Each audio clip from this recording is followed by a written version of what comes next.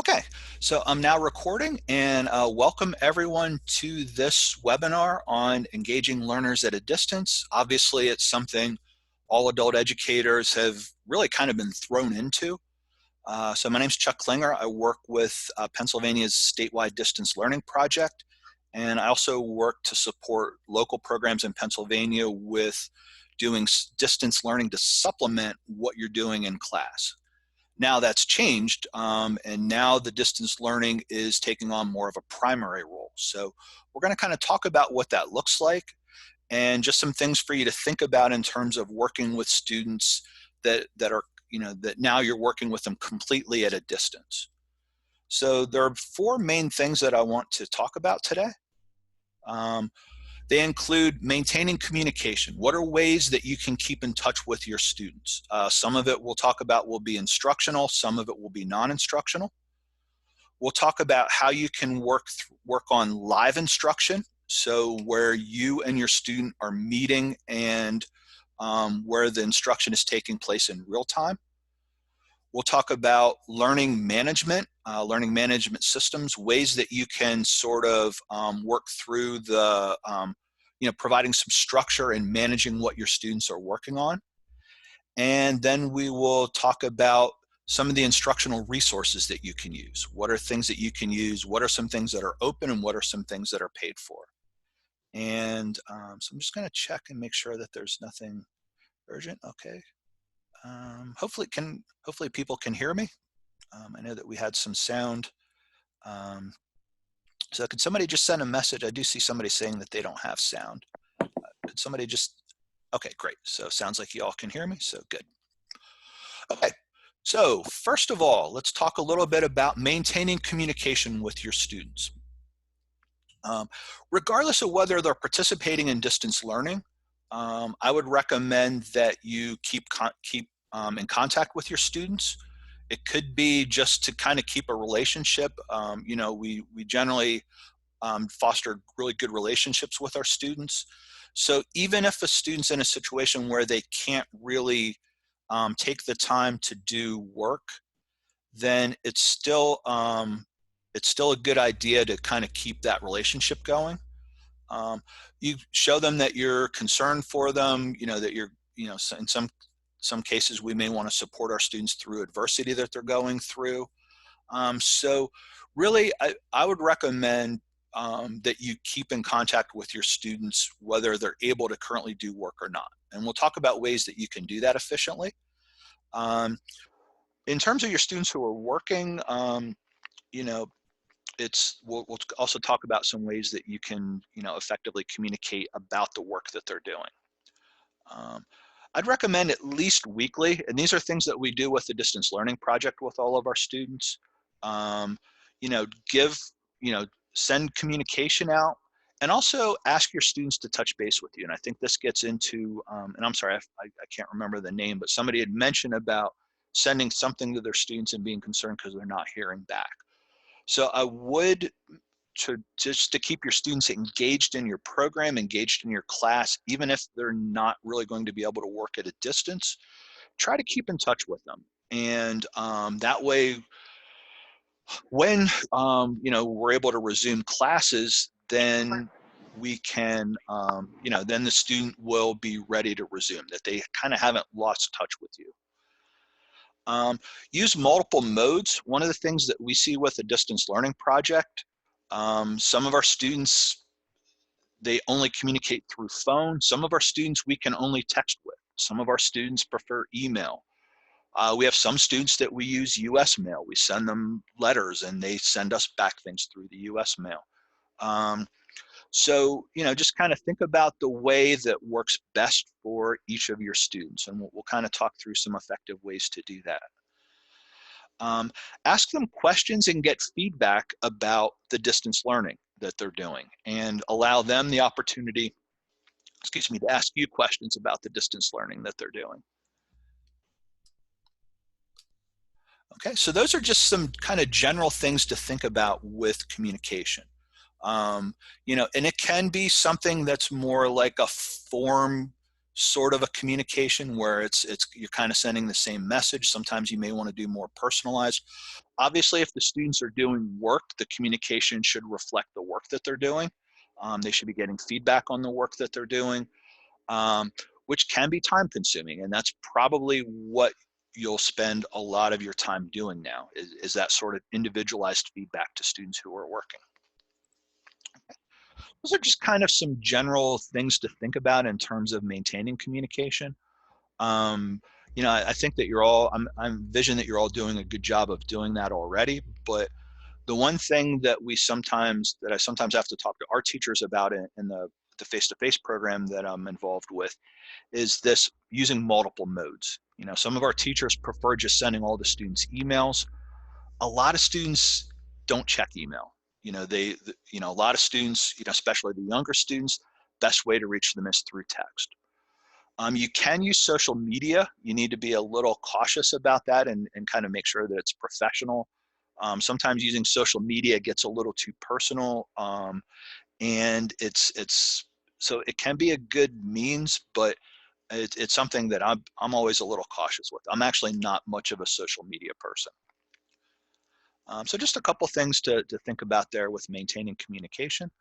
And I'm going to show you towards the end of the presentation a couple of resources that you can use that will allow you to efficiently and effectively communicate with your students. Some things that are pretty cool, I think. Live instruction, what's that going to look like? Well, the one thing you're going to think about is what we're doing now, which is using a webinar. I will mention, this is a site called Zoom, or a program called Zoom that we're using.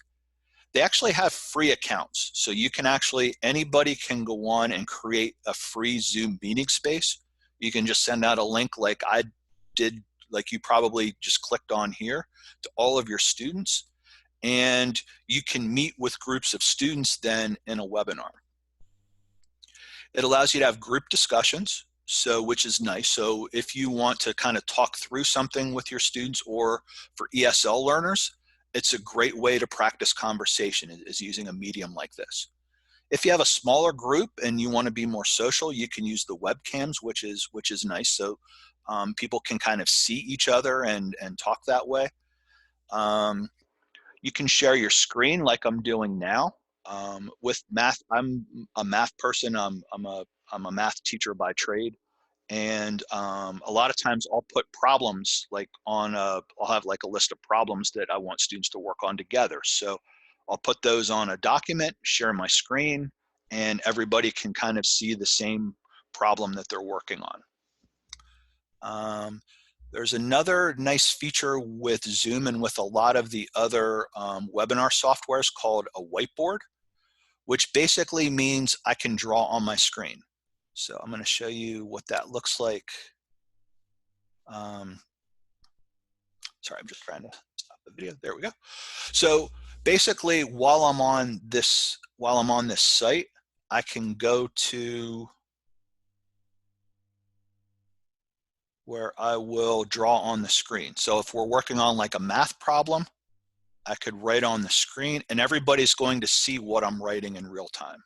So I could do like 1/2 plus 1/2. And then I could kind of go through how the problem works. So I can do it in real time with one or more students, which is a very nice feature. Or if we're looking at a document, if I'm an ESL teacher, if I'm a language arts teacher, and I want to highlight certain parts of a document, like I could say, like, what is the word that I'm circling here? So people can kind of see what I'm doing, and I can kind of build it as it goes. So that can be a very nice feature.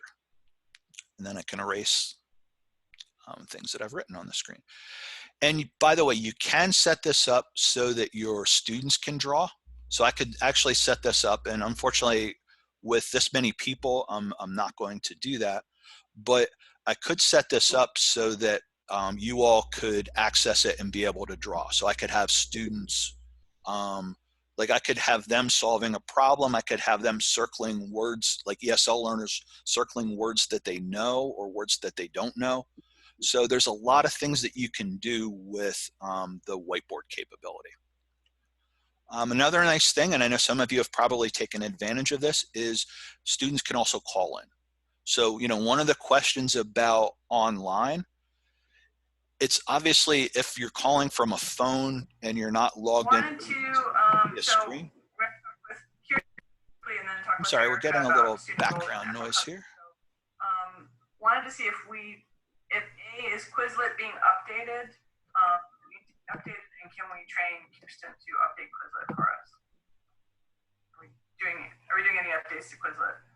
Okay, sorry, I'm trying to get to that, Nicole was talking about how it'd be great to have level 1 stuff on there. All right, sorry about that. So, you know, but so you could actually even use this as like a free way to talk to students on the phone. If you have students who don't have like long distance, you don't want to use your personal phone to call a student, then this is also a way that you could do that. And which brings us to the other way that you can kind of do live instruction, and it's basically with one student at a time, you can do phone support.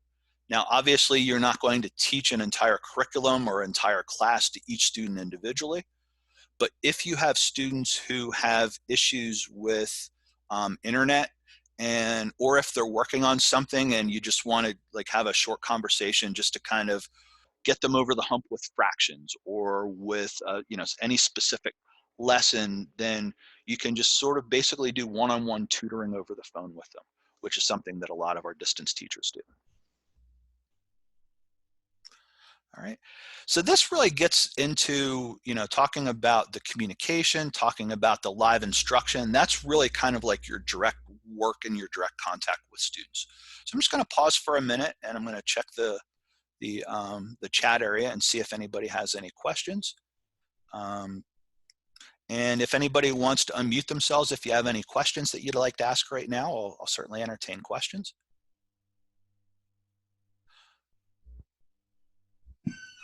Hey Chuck, Marianne, how are you? Hey, good. How are you, Marianne? Good. A quick question about the free option on Zoom. From my understanding, is that only limited to a 40-minute session? Yes. Yeah, and that's a good point.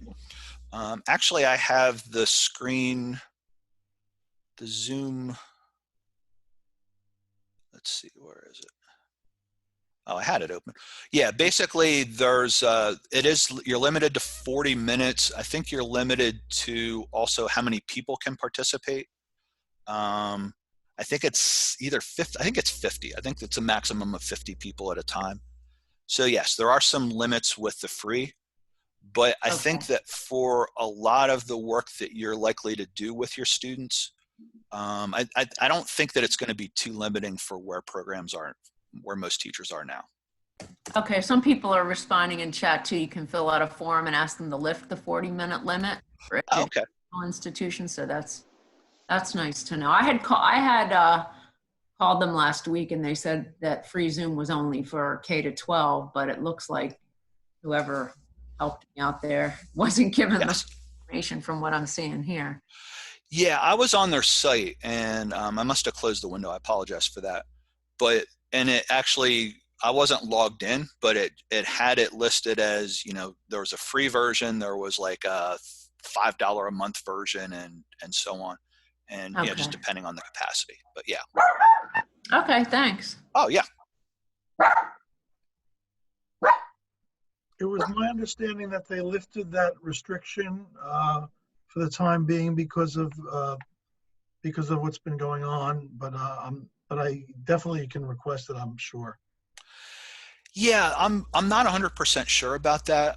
We have a Zoom license. Obviously, we use it a lot with our statewide distance learning project. So, and I see that there are a lot of comments on here. So there is a lot of, you know, so yeah, it looks like a lot of people have been able to kind of take advantage of it. Okay, and you know, people are mentioning, obviously the free version is not going to have all the bells and whistles that the different levels, you know, obviously the more you pay, the more resources you use. So yeah, so okay, yeah, so, and there are other sites that you can use.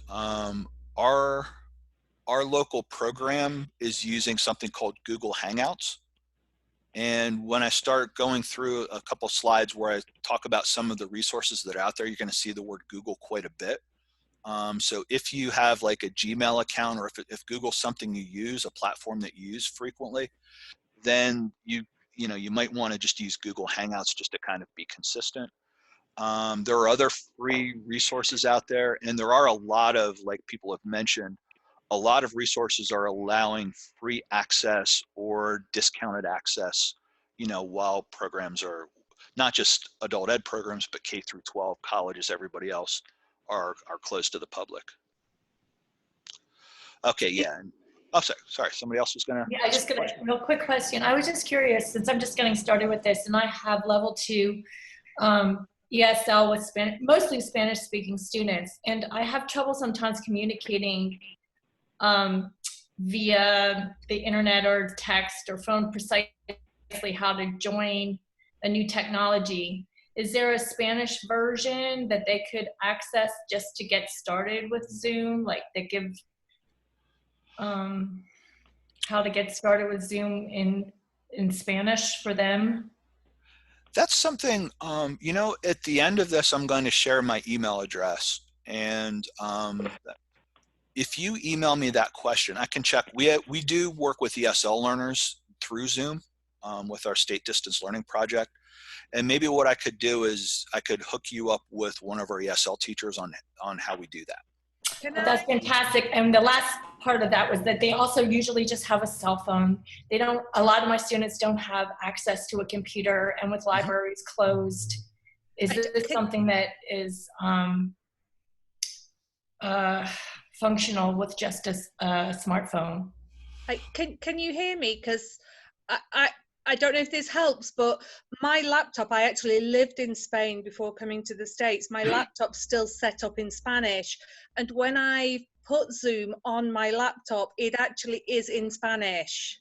Oh, okay. So I don't know if they have their technology, their phone or their laptop set up in Spanish. Maybe it will automatically come up that way. Maybe. I don't know, but I know for me, I have to translate everything back to English for myself. So hopefully, I don't know. Just maybe. Okay. Hey, thank you very much for sharing that. That's no problem. Really no problem. Sorry to interrupt. No, not at all. That was very relevant. Okay, thanks. Yeah.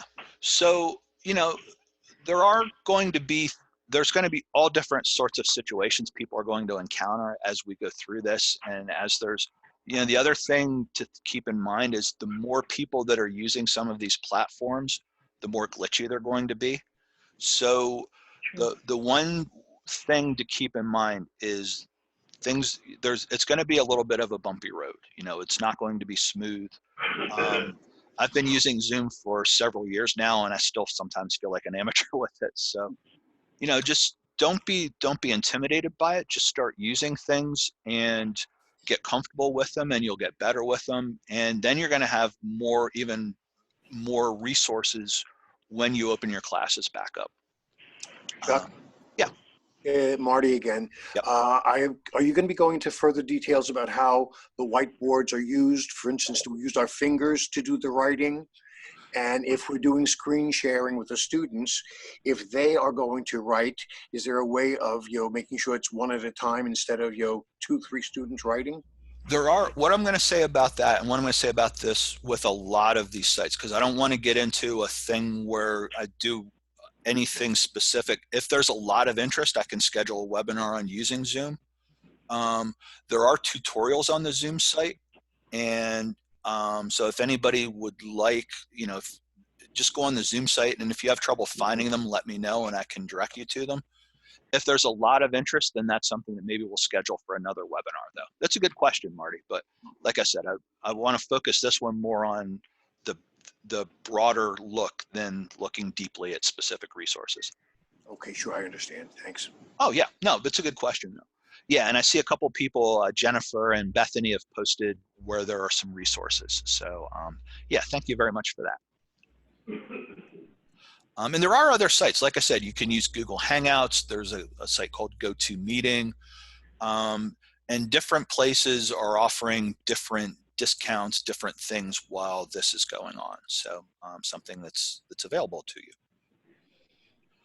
Okay, so next I want to get into a little bit about, and I think this is where you really can benefit with the current situation. And that's thinking about learning management. And, you know, I have in all caps structure, because that's what students miss. One of the things that our distance learning project students really struggle with is they don't have the go to class, you know, Monday, Wednesday, Friday from 9 to 12, right? It's whenever you can, you do work. And it's not prescribed. It's, you know, there's not as much structure as there often is in a face-to-face class.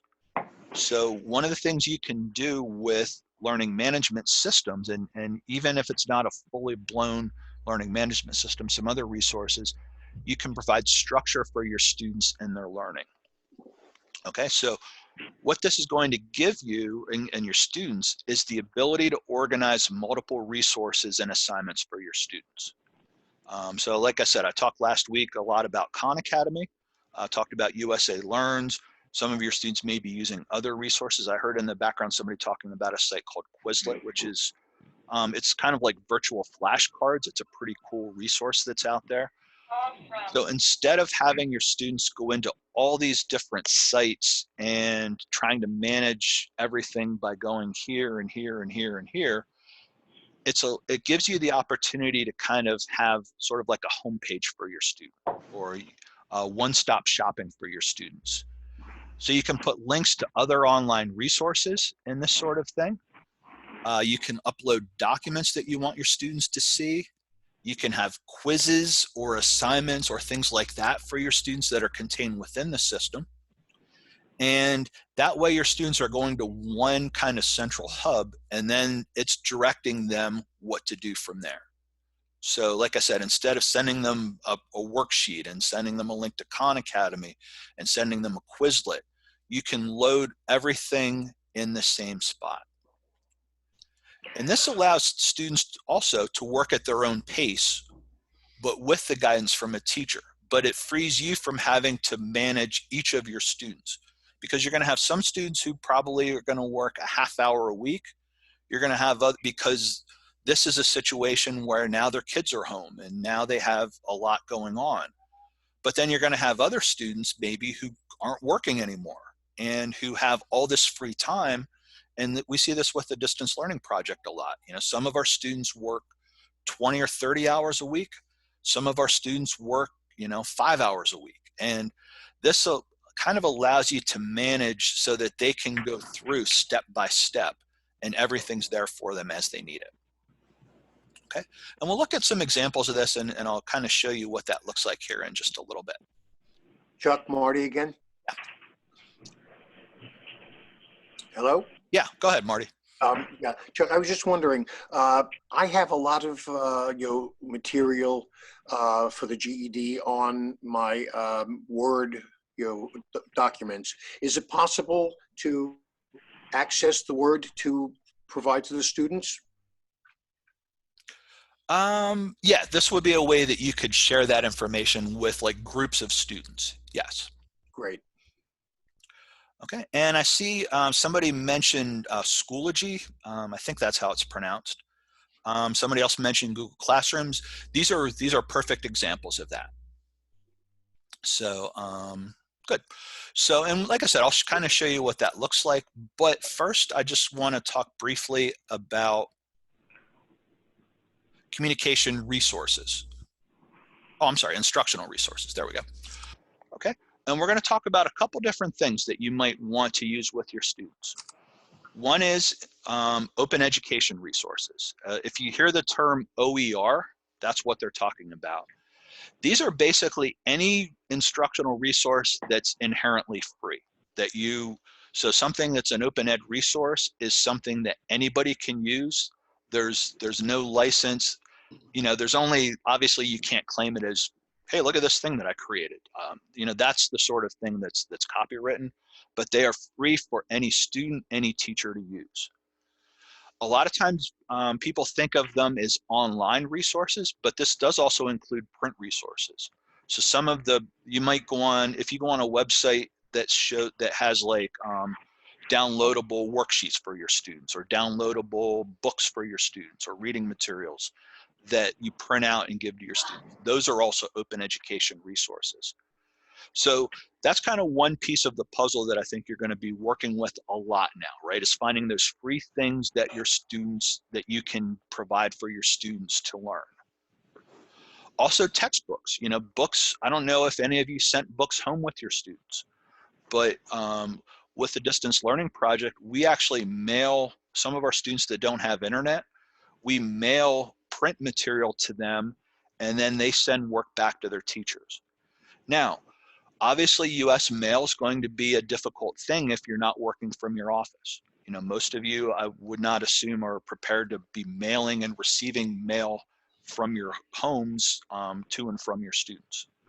So if they have the resources, though, some of the things that we do to get work from our students, because some of our teachers work from their homes, is we have students take pictures and text or email pictures of their work to their students, or they type their work or their answers in the body of an email. So there are different ways, even with not seeing your students and maybe not using US mail, but there are ways that you can still receive print material assignments from your students.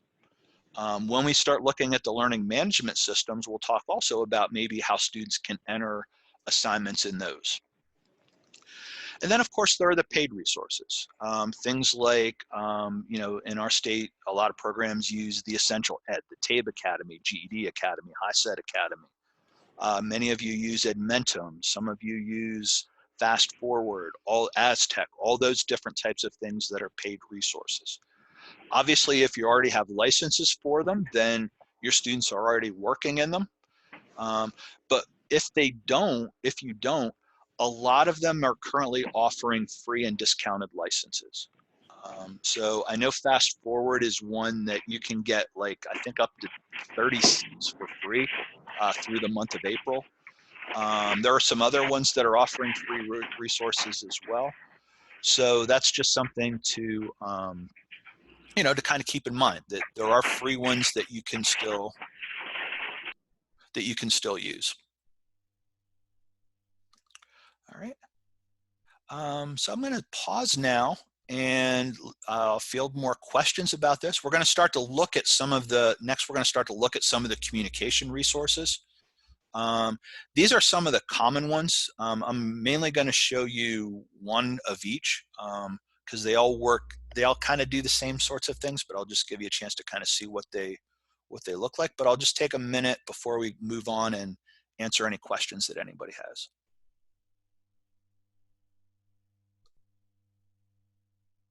Okay, so I've muted everybody, so if you want to ask a question. Is the Kaplan book available online? I'm honestly, I don't know. We mail it to our students.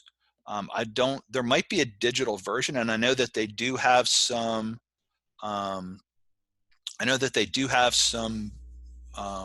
resources that are available online, but I don't know if their actual book is. All right, so it doesn't look like anybody really has any. So there were several questions in the chat. I'm trying to keep up. Do you want me to give you some of those that I don't think we've addressed yet, or? Sure. Chrissy Klinger had a question about confidentiality and using Zoom. She asked if we make students sign confidentiality agreements and asked if we record the sessions. We typically, we do have students sign the usual confidentiality, or, we have all of our students sign a confidentiality agreement. We don't share the information beyond the class. So, and we also don't use webcams typically in our classes. So, it is a good point. It is something to think about. But it's not, we don't share the information. Like, we don't publish classes for everyone to see. Like, we try to respect our students' privacy in that way. So their participation in a Zoom class is not any different than their participation in a face-to-face class. Could you share with us a list of paid and unpaid sites that you mentioned earlier? I'm going to show you actually a couple of sites that are really good resources. There are so many unpaid sites. Like, there's there's probably 1 million unpaid sites that you could Really? actually access. Yeah, they're all over the place. I'm going to show you actually a couple of links that you can use to find free websites to use. And I'm also going to show you, in Pennsylvania, there's a list of resources that you can use to report time. So I'll show you how you can find that list of resources that are approved for use and reporting time in Pennsylvania. Yeah, that's a good question though. Okay. Chuck, there were a lot of people asking about the Khan Academy recordings and other webinar recordings. And it looks like someone did share a link, but would you like me to share possibly maybe the link from the PA Adult Ed Resources website? The PA Adult Ed Resources website, the only thing for Khan Academy on there, it actually has like a link to the Khan Academy tutorials that are on the Khan Academy site. If people want, we sent out the link to the webinars I did last week to all of the adult ed programs in Pennsylvania. If anybody else would like that link, I'll share my email address. Just email me and I'll send it to you individually.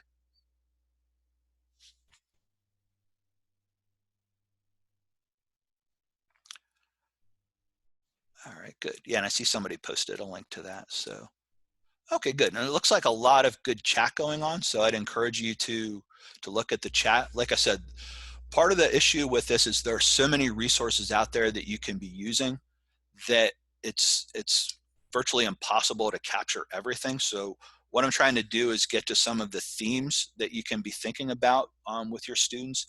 And then we'll take a look now at, what they look like in action. So for the communication resources, I think the most common ones that I'm familiar with are one's called Remind. Remind is, by the way, built for educators, and that's one that I'm going to show you firsthand. But I also want to mention there's also something called WhatsApp. A lot of people use this. Actually, my sister is actually right now stuck in Europe, and there's an issue with calling and texting, as many of you probably know, to other countries from cell phones. WhatsApp is actually like a way around that. So that's why I think that's where a lot of people use it. It is something, ironically, one of the webinars I did last week, there was a little debate about this.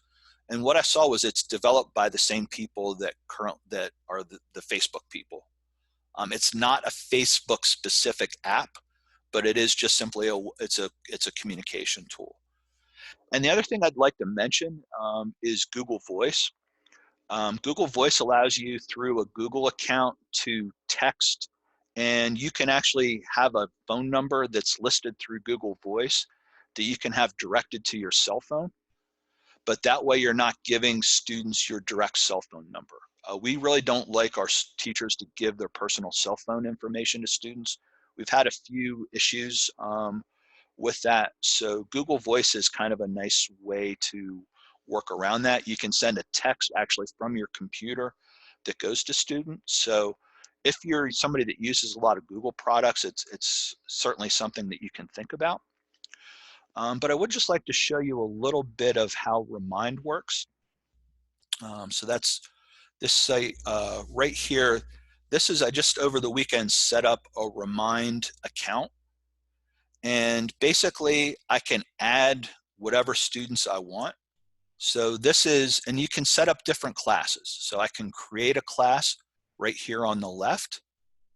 But this is like the test class that I've set up. And when I'm in a class that I'm in, I can look at messages that I've sent. I can look at files that I've worked with in there. And I can look at specific people. And then of course I can look at my settings. So these are just the three. What I did was I set myself up with an account that I use my PC for, and I set myself up with an account that I use my app for. So these are the two students. And so basically, if I want to add somebody to this class, I can add, and the nice thing is I can enter a phone or an email. So I can either I can either designate that my students will get this through email or that they'll get it through text. So this way I can send one message, and my students that want an email will receive an email. My students that want a text will receive a text.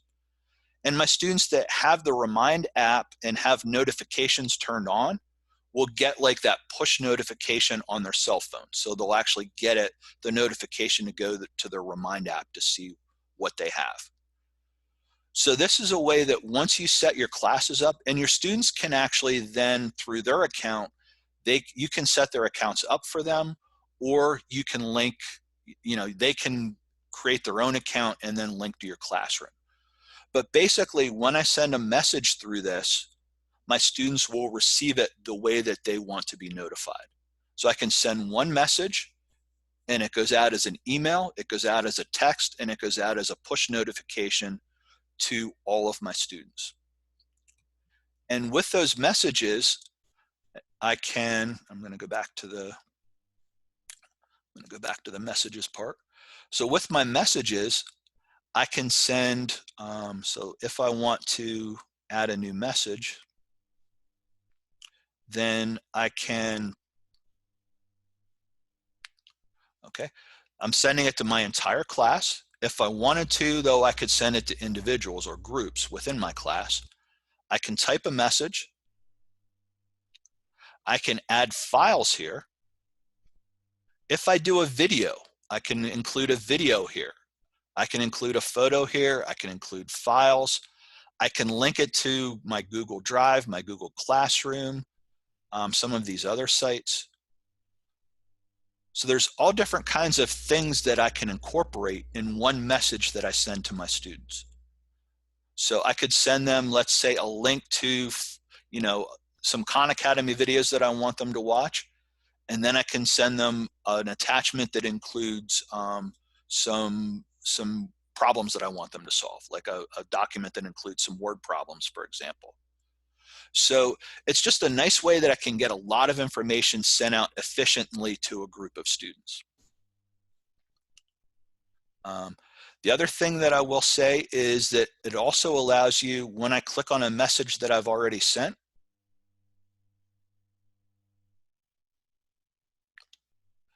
there is a way that I can see how many students opened it and who read it and who didn't. So it's got it has a lot of nice features. So I'm just going to pause here and see a lot of chats coming in.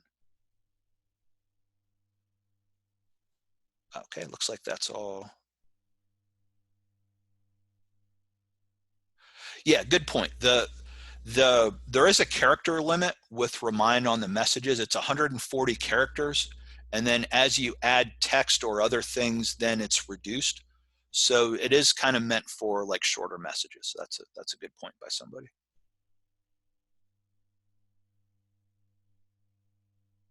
All right, sorry, trying to get this webcam turned off. Okay, good, thank you. All right, so that's just a little bit of like how that works. And again, it's something that if you want to try and use something like this and you need support, then you can certainly, we'll be happy to do some webinars on specific products. But I just kind of wanted you to see how easy it is to work with something like this. So the next thing that I wanted to show, because we're just approaching, we're kind of getting late in the session here. Okay, we talked a little bit about how Zoom works, including, that it does include a free version. GoToMeeting's another popular one, Google Hangouts. I think more and more people are using Skype for this sort of thing. Skype now has more of a webinar sort of a platform where you can share your screen. There are all different kinds of ways that you can work with your students live. And like I mentioned, you can even use the phone. You can certainly use the phone version of that. I wanted to take a little bit of time to show you some learning management resources. Common ones, and these all have free capabilities. Canvas, which is what we use with our distance learning project. Moodle's another one. Moodle used to be super popular probably 5 years ago, but it's still out there.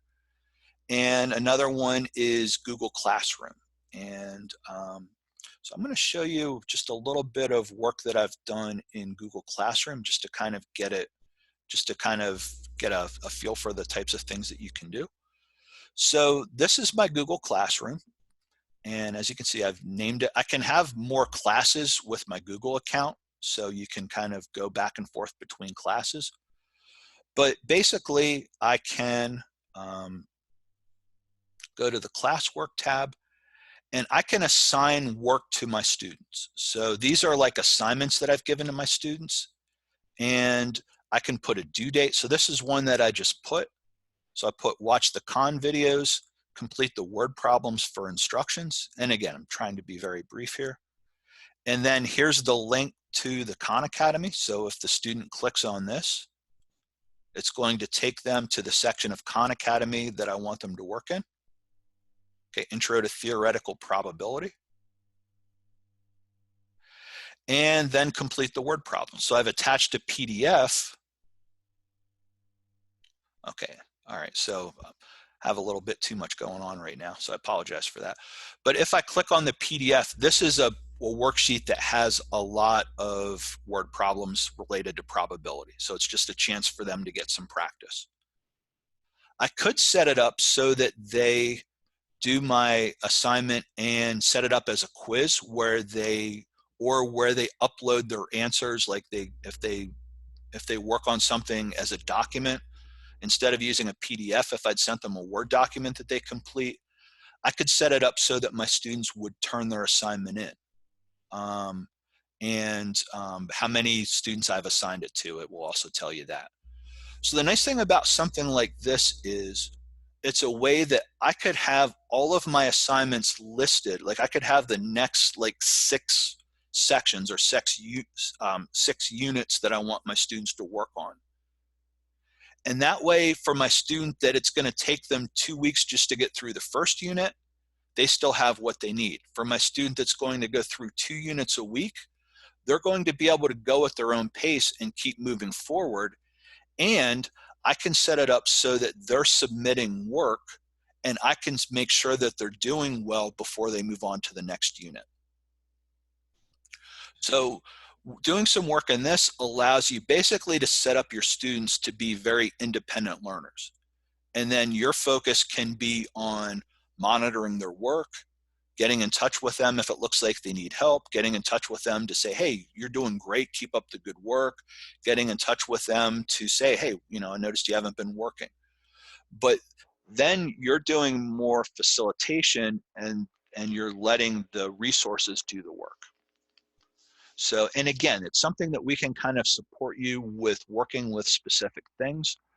I'll show you just because I think that I have it still open. Maybe I closed. Okay, here's what Canvas looks like. So if I go, this is a class that we have our students do when they first start with our distance learning project. So see how it lists all of their things. So there's and it's tiered. So here's like their first, welcome, learning to learn. So this is kind of like a section. And then these are the assignments that they do in that section. And it just has everything nice and organized. And you can set it up so that your students take quizzes on the site, so that students submit their work on the site. And then that way you probably know, for those of you in Pennsylvania, one of the things that you're supposed to be doing is tracking all this work that your students are doing.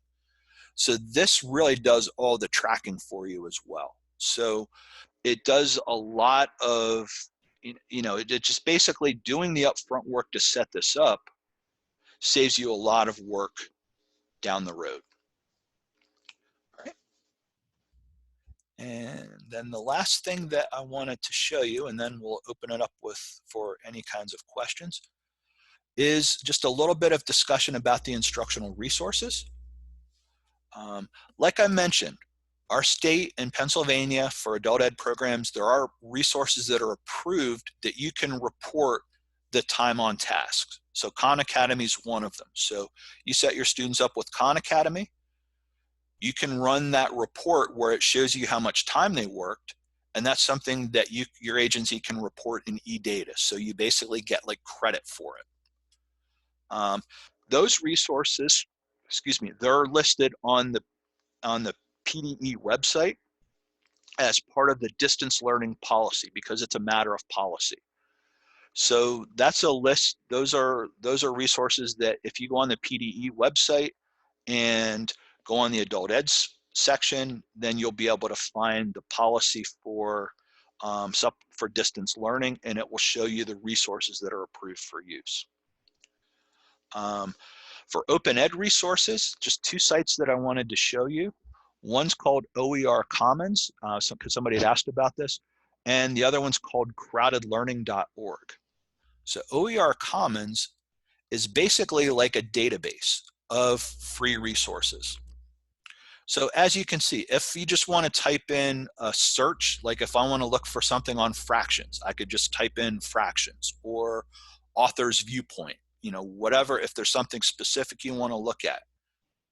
You can look by subject, so applied science. So I can type in any specific subject that I wanted to look at. So let's say I wanted to look for language arts. I can pick the level that I want to look for.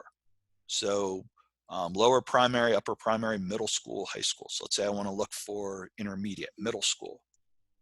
And then if you want to look for something that's aligned to specific standards, the Common Core state standards, Pennsylvania's standards, their version of the Common Core state standards. So I can pick that and then just do a search. And these are all different kinds of resources. And some of them are, some of them are lessons, some of them are print materials. So just different kinds of resources that you can look for that level. So it's just, again, something that you can go in, you can try to find resources that you like, and you can then work on ways to get them to your students using like a learning management system, using one of the communication tools like Remind or WhatsApp or something like that.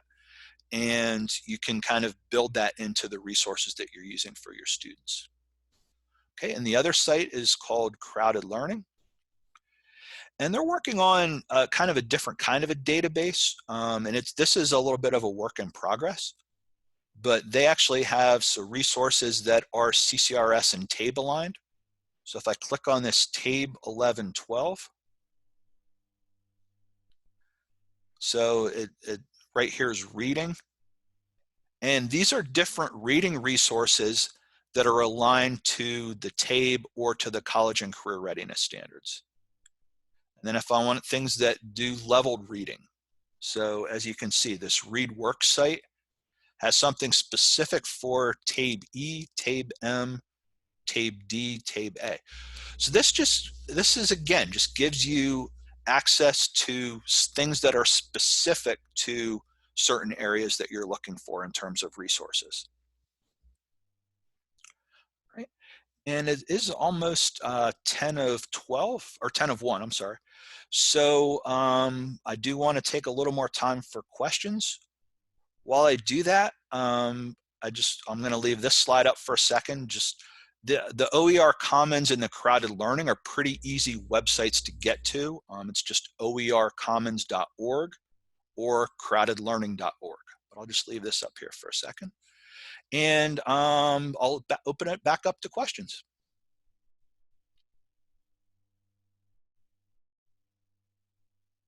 Oh, for the distance learning project, for our learning management, we use Canvas.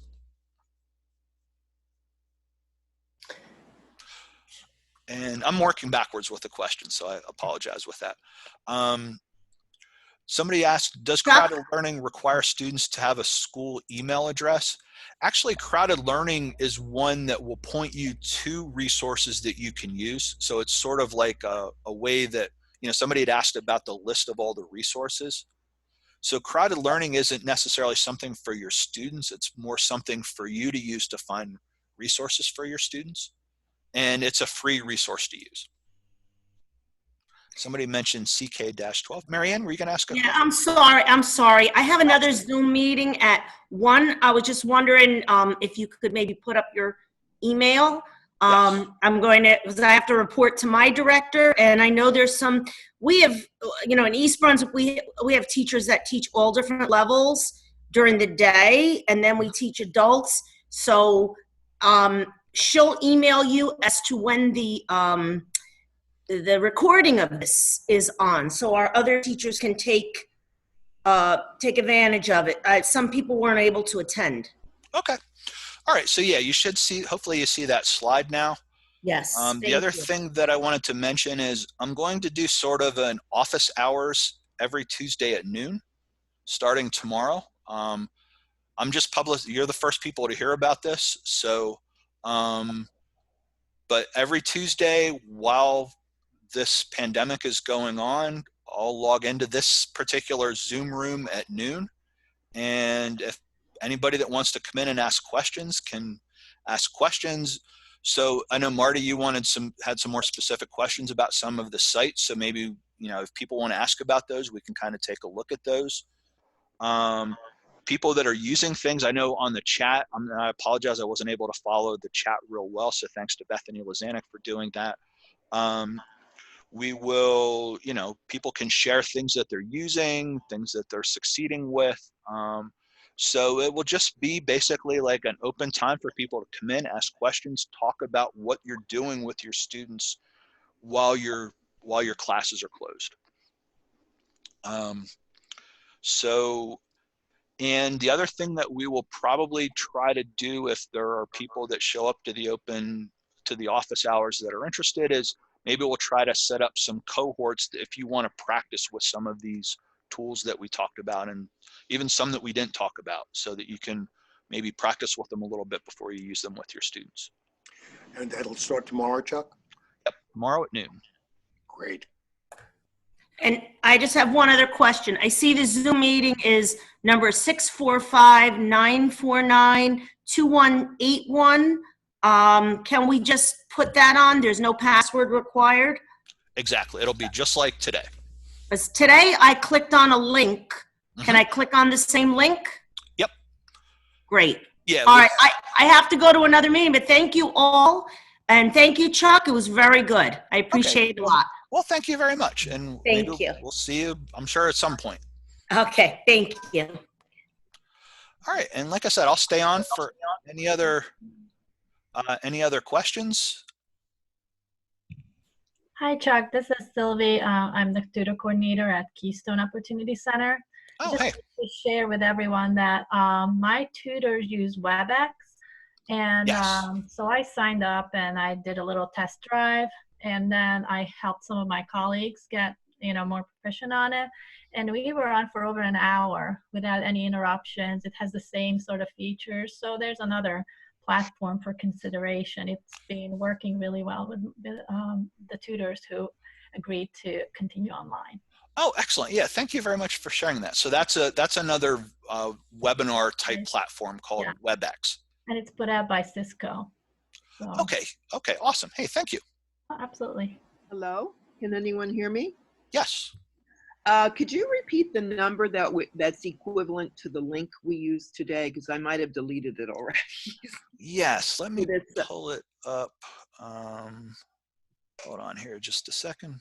It's in the chat. Oh, somebody put it in the chat? Okay, excellent. I don't see it though in the chat. I'll just pull it up so it's on the screen here. Thank you very much. Oh, there it is. Thank you. 645-949-218. Perfect.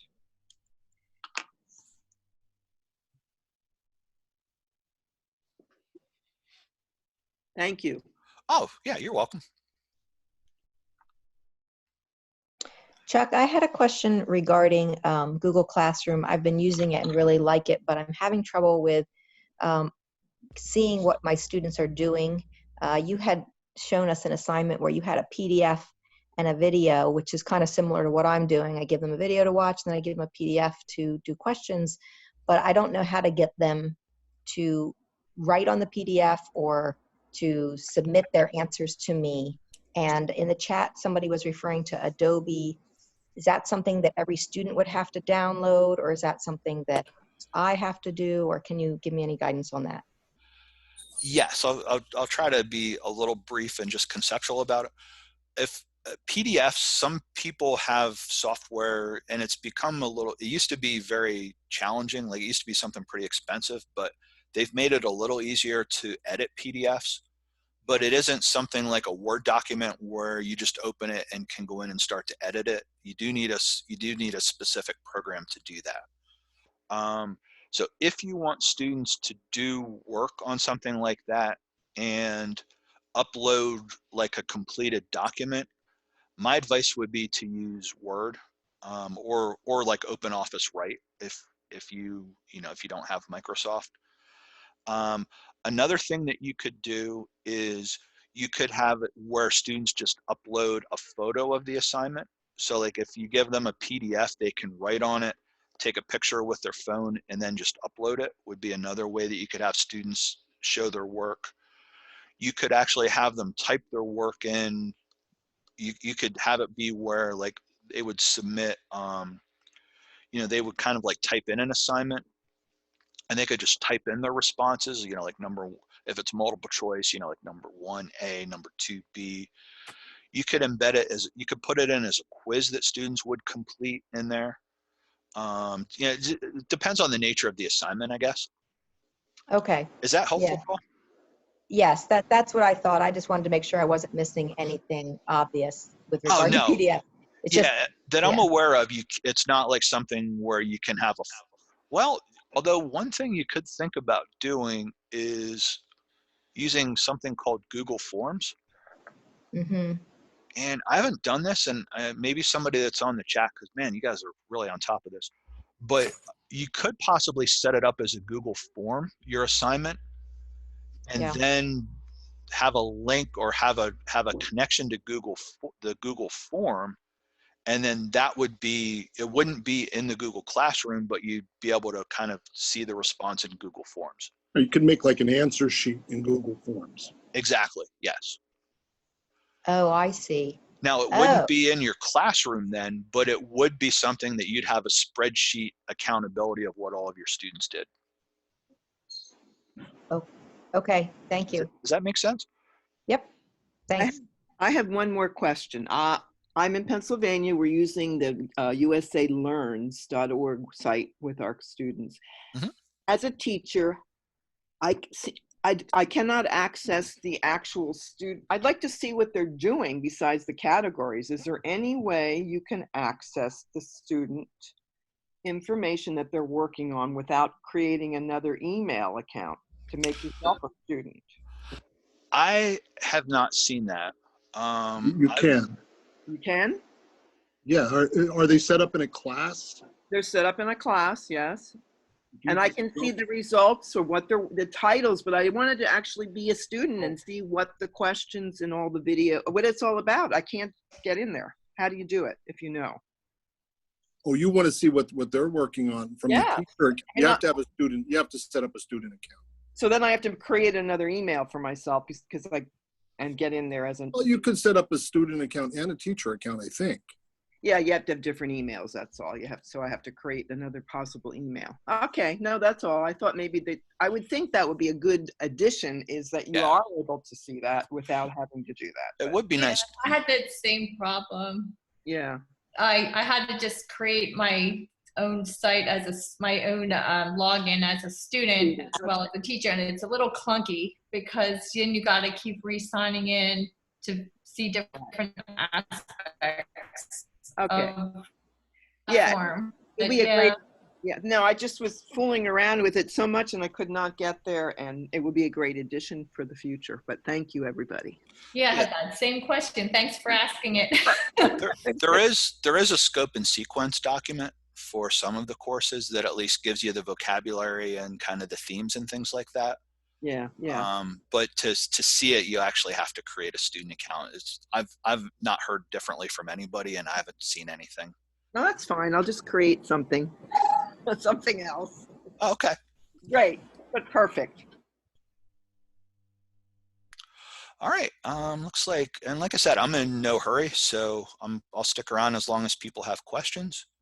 I don't know if the people are still on, but I know a couple people asked about counting time for print material. And currently, what I'll say is currently you cannot. I think Amanda sent out, for those of you in Pennsylvania, she sent out some information about trying to track time, and it's it's just currently it's the policy is what the policy is. Chuck, Marty again. I'm just wondering, do you have any future Zoom meetings set up in the near future? Nothing specific. What I'll probably do is if a lot of people, let's say, get in touch with me and want more information on how to use Google Classroom, then I'll set up something specifically on Google Classroom. But for right now, I'm just going to do the Tuesday at noon office hours, and then, like I said, if I see any themes for what I knew a lot of people were going to use Khan and USA Learns because they're free and approved. So, and then this was just kind of one to, just kind of one to kick things off, and then we'll see what the, we'll see. I'll probably schedule more, but I don't have a specific topic right now that I'm like feel is pressing. I think there's just. Hopefully I'll speak to you tomorrow. Okay. Yeah, that would be cool. Yeah, and like everybody's very encouraged to come. Okay, thanks again. Yep. Hey, Chuck, my name's Louise Warner. Can you hear me? Oh, yeah. How you doing, Louise? Hey, I'm good. I'm good. This may be, I'm brand new in the Perry County Literacy Council. I literally started this job about 2 weeks ago, so I am learning everything amid the coronavirus pandemic. Hey, Louise, before you ask your question, do me a favor. Tell Kathy Bentley that Chuck Klinger said hi. Oh, I will. I will. She's the one forwarding. She's my boss. Yeah, she's great. I'll tell her. Cool. So I suppose as I'm learning on the job and all this is happening, where would you recommend I go? We have no online presence at all with our students. Everything is written down. Okay. To get started, I would suggest I don't want to put you on the spot. Go for it. But do you have kind of like a scope and sequence that you work through with your students? Yes and no. So everybody has been given either a HiSET or a GED book determined prior to my arrival, and they are pretty much working through lessons that they deem where they're at, their ability. So again, I'm kind of learning as we go. Okay. What I was going to say is my general rule of thumb just off the cuff would be if you have kind of like a scope and sequence, and by that I just mean kind of like these are the things that we want all of our students to know, and this is kind of the order they should know them in. Right. Or learn them in. Then I would probably recommend that you start working with like Google Classroom or one of the learning management systems and start to plug in resources that match along the way, if that makes sense. So, yeah. But if you don't, that makes using like Google, that makes using the learning management system, I think, a little tougher if you don't already have that sort of thing set up. Right. And then I would probably be more inclined with math just to start working with Khan Academy. Yeah. And because it does have things sequenced pretty well, there's so much there. So I'm working on a document, and I promised people that I'd have it done last Friday, but just with one of their classes that's pre-algebra, and just kind of showing like how many videos, how many problems, what grade level it's for from beginning to end for this class. And as you can see, it's pretty, I'm not quite through with it yet, but you can see how much is there just for the pre-algebra course. Right. So there's just a lot there. So, but if your students start here, if they're in, as you can see, probably like a 3rd or 4th grade level, they could probably get started here. Yeah. and it will work them through pretty well for math. It does have reading and grammar content as well. So it's a good, and it's free, and it's very popular. So I think that if you just want an easy, I don't want to say easy, but if you want a way to get started, you could do well starting there, I think. Thank you very much. That's a good place to start. I really appreciate it. I definitely will be in touch. Okay, awesome. Chuck, a question. What would you recommend if you're looking for, hello, Chuck? Yes. Oh, yeah, I can hear you. Sorry. Okay. What would you recommend if you're looking for students-to-student oral practice? Oh, yes. That's a really good, here's something really cool, and I just didn't, I didn't want to focus too much on specific resources, and I just came across this. I haven't had a chance to play with this yet. Play is probably not the best choice of words, but this thing called Flipgrid. It's a website. Are you comfortable with technology? Well, I have people listening, and I have other people that will listen to this that are very comfortable. I am relatively comfortable. Chuck, can I sneak in here a moment about Flipgrid? Yeah. So I've used Flipgrid myself for my grad courses. We've had to use it. Mm-hmm. One thing that I will say, it's really awesome because you can record and watch each other's. The downside to it is sometimes if you don't have the best internet or signal on your smartphone, it takes forever for the video to upload. Okay, that's really helpful. Yeah, that's cool. That's Chrissy, right? Yeah, it's the other C. Klinger. Okay. Yeah, my long distance cousin. Now, Chrissy and I have worked together, but we have the same last name and same first initial, but we're not related. Chrissy works with the workforce project. So, but yeah, what you can do with Flipgrid is you can basically have like an asynchronous conversation, meaning you can put something out there and like that's sort of like a theme, and then each of your students could do like a short video where they're talking or they're responding to it. And so it's sort of like a virtual asynchronous conversation. What about a real-time conversation among the students? I'm talking about ESL students. Okay. We actually use Zoom with our distance learning project to do webinar ESL classes. Mm-hmm. And they actually work pretty well. Okay. So yeah, using, if obviously, everybody talked about the free trial with Zoom. Somebody mentioned WebEx as another good resource. But what I would probably recommend is you make sure that you use something that students can just easily access from a smartphone, because that's how a lot of our students access the internet. The other cool thing about that is we've had students that are in their home country, visiting family or whatever, and they can still participate that way. So it's actually really something that you can even think about when classes reopen.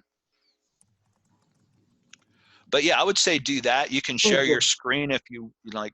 Our ESL teachers do like activities where she puts like text on the screen and they practice reading and things that they talk about, like with conversations, using images and videos and things like that. So she does a lot of the same things that she would do in a face-to-face class through a webinar. Thank you, Chuck. Oh, you're welcome. Hey, thanks for joining. Hi, Chuck. This is Victoria Reynes. Yes. I'm responding to your offer that perhaps somewhere down the line you might offer some Google Classroom webinar. Mm-hmm. And I just wanted to let you know, I have so many printouts from so many webinars since last week. I'm hoping I'm not confusing it, but this morning I attended a webinar for Google Classroom for remote learning. Oh, cool. And it's from CSIU Offerings, and it was Tanya Dinda, D-Y-N-D-A. Oh, okay, cool. And she did an excellent presentation, but I just thought I'd let you know to save you maybe some time if you were going to present the same type of thing. She's offering it again tomorrow at, let's see here, 1 o'clock. Oh, okay. Yeah, and that's something that I probably should have mentioned as well. Is there a lot of the vendors and a lot of like K through 12 institutions are doing all kinds of things to support everybody. So yeah, I'm guessing, yeah, if it was somebody from CSA, it was probably somebody more like for adult ed and K through 12 and like all the other programs that they have there would be my guess. Since like everybody's, it's kind of funny. My kids are at home, they're doing college classes through Zoom now. And they're asking me all these questions about Zoom. So it's, yeah, it's everybody's kind of in the same boat with this. But yeah, thanks for sharing that, Victoria. You're welcome. Now, Thank somebody you for the webinar. You're doing an excellent job. This is so wonderful. Oh, well, thanks. It was a little scattered, but yeah, thank you.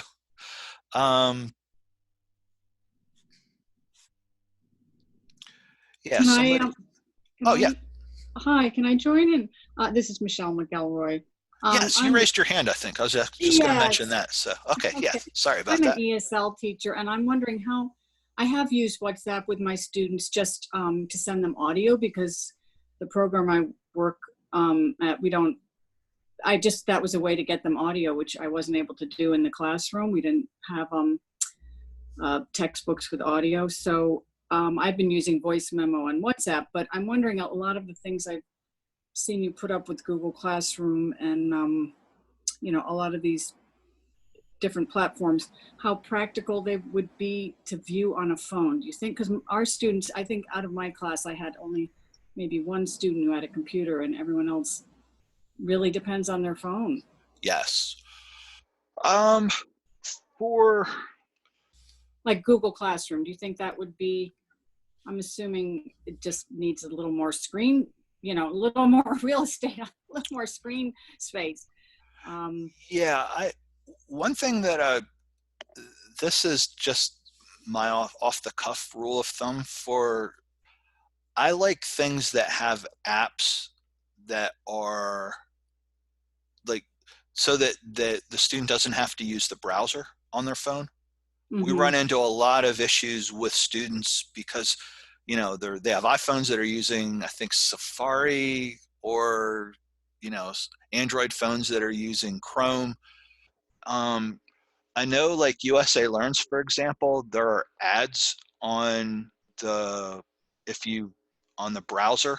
So like so it minimizes the screen size, which is already too small for me. So so I think that that's one thing that I always try to look for is, does it have an app? Is it something that's really made with smartphones in mind? I've seen a lot of resources that are made for computers and the size of screen that's on a computer. Right, that's what I'm kind of worried about. I mean, WhatsApp is not really set up to be used as a classroom, but but it is something that all of my students use.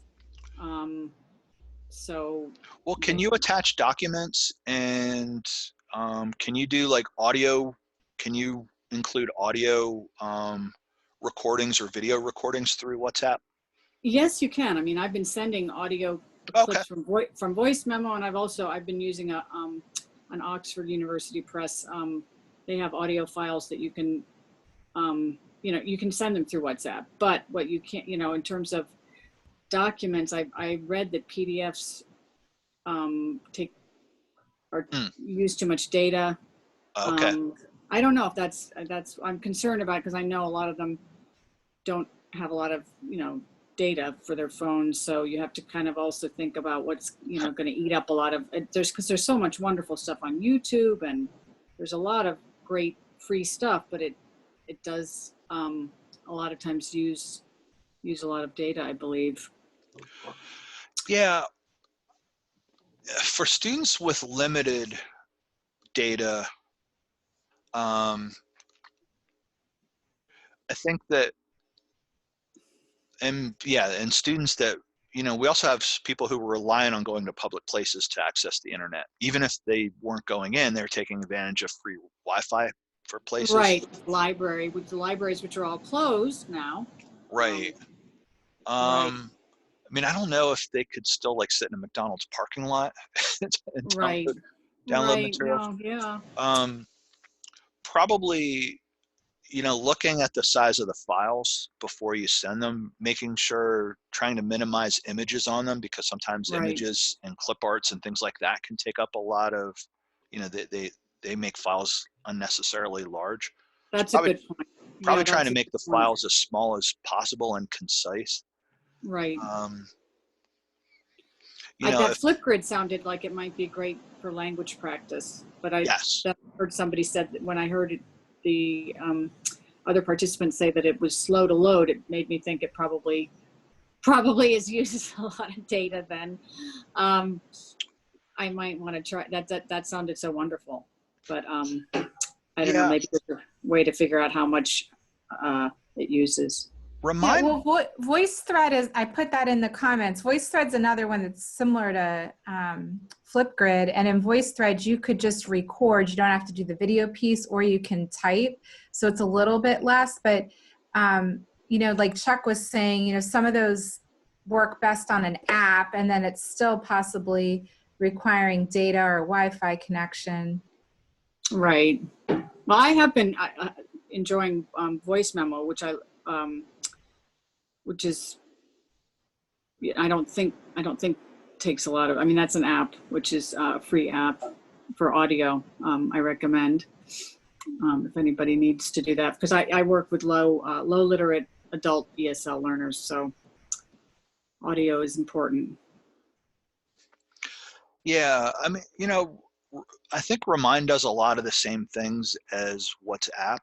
Like I'm not sure what the differences are between them, but that's another one that, like, I looked at that instead of WhatsApp just because Remind's more built for it actually says it's built for educators. So it sounds like you can really organize what you're doing, which is great, which I can't do from WhatsApp. You're right. That's something, if that would be a much easier way to see because when I send things on WhatsApp, they have a way you can tag things, but you can't really, like, I can't name the files I've sent, it just goes out.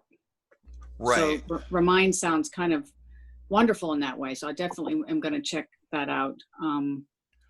Yeah, and it was like, I'm not like an expert tech user. Certainly my kids put me to shame.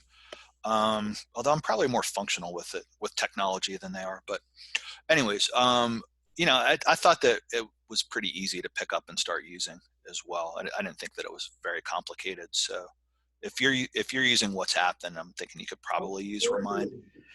Like I said, it might be better. I wonder if it takes, if then it goes out as the text though to their phone number. I wonder if it uses more data than WhatsApp. Somehow is very low. I don't know how they do it, but okay. Well, I don't know. Maybe someone else knows whether or not it's, because the Remind definitely sounds like it would be so much better way to organize a class and to see what you've been doing. And, like I said, I can't really compare them because I didn't look too much at WhatsApp, but it looks like they do a lot of the same things. So yeah, it's probably worth checking out. Absolutely, because the fact that you can send audio and videos, that would be that's really what I would want to do. So that's great. Thank you very much. Oh yeah, and the other thing is, like, instead of using WhatsApp and Flipgrid, and the less you use that you can still do what your students need, the better. If you're trying to mix and match too many things, then it all gets back to that structure. And right, the more you're using, we offer our students a lot of different sites that they can work on. Right. And most of them pick one that they really like, and they don't do work on any other sites. Yeah. So, yeah. Well, I'll definitely check it out. Thank you. Oh, yeah.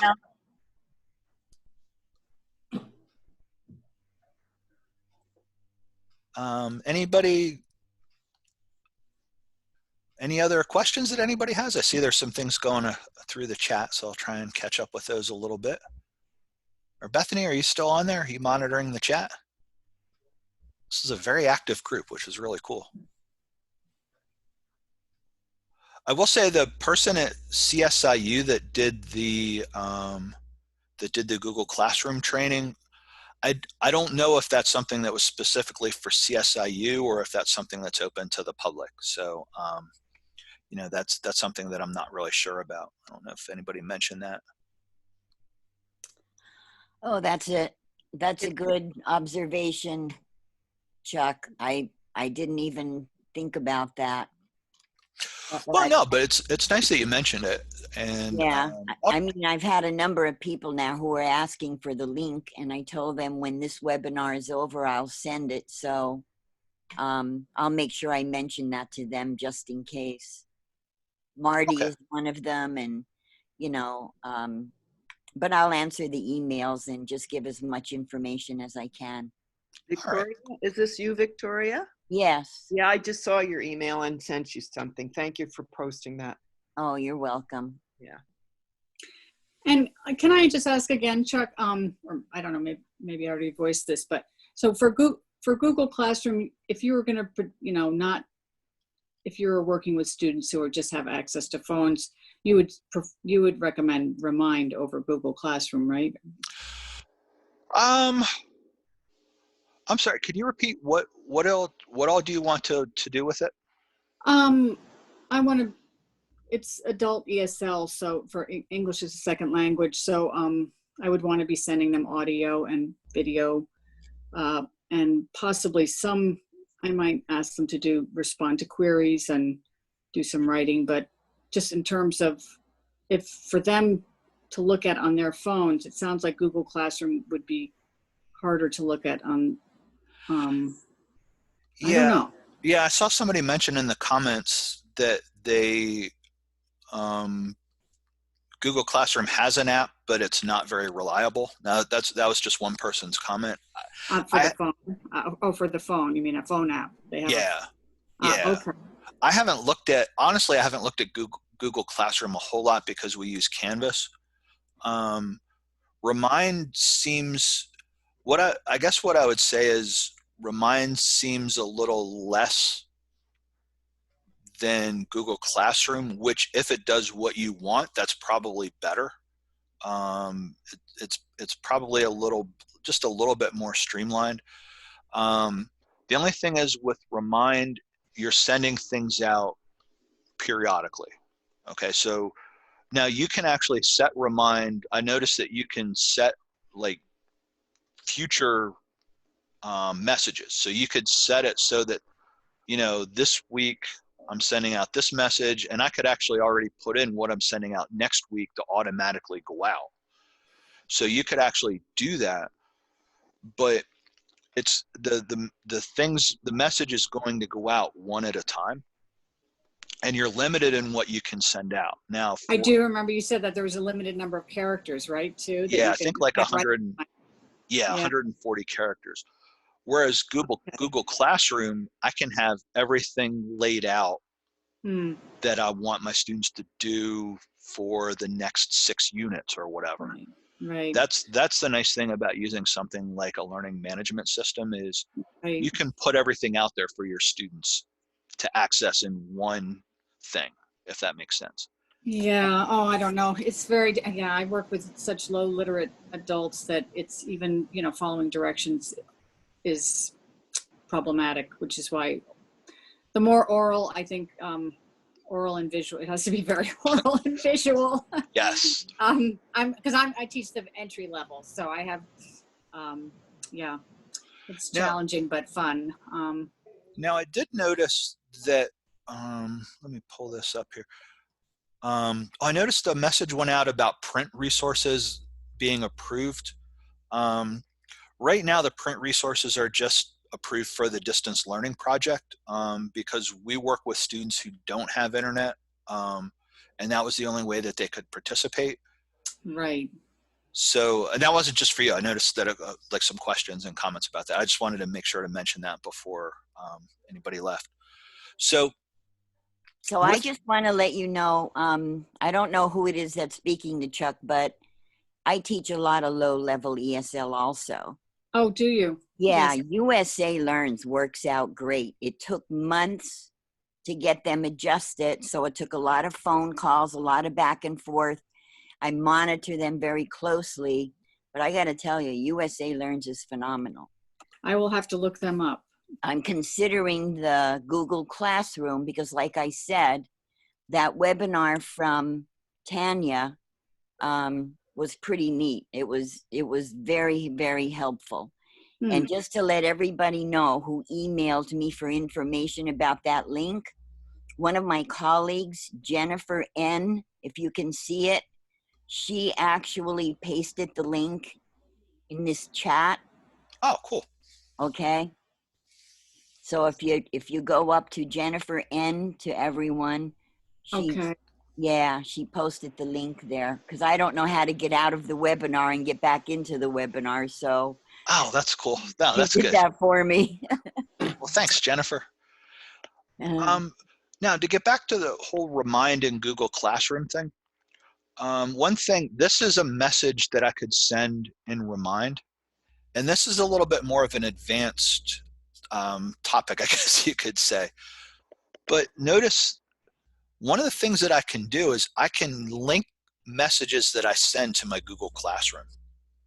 Huh. And I'm going to be honest, I whipped this webinar up pretty quickly, so I haven't played with this yet or experimented with it. But what I'm envisioning is that you can send messages through Remind about assignments in the Google Classroom. I'm assuming that's what you're able to do with this. So it's kind of like if you build your Google Classroom, you can work Remind into it. So much to explore. Yes, but again, what are my students going to be able to digest is one of the big questions, and it's going to be varied. So yes, absolutely. Yeah, but I'd start with one or the other. I think if you, like I mentioned to somebody before, I think that if you already have a lot of stuff that you want your students to work on, I think I would probably work with Canvas or Google Classroom or try to build something like that so that everything's there for my students. If you're kind of at a point where you're scrambling and kind of going 1 week at a time, then I think I might lean more towards something like Remind and, maybe use USA Learns and Khan Academy, some of the pre-existing curriculum that are out there, and just let them do the work, basically. Well, thank you again. Oh, yeah, you're welcome. Well, thanks for hanging in there through all this.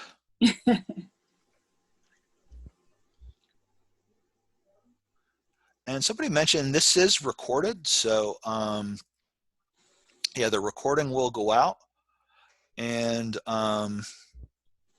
so yeah, this was good though. I really enjoyed all the discussion, and we still have, I think, a lot of people still on, although some people maybe left and didn't log out. But yeah, if anybody has any last minute questions, I'll stay on for a couple more minutes. And but otherwise, thank you all for participating. We'll send a link out through the professional development system, so anybody that missed it will be able to access it. And like I said, if anybody has any other questions, I'll still be happy to answer them.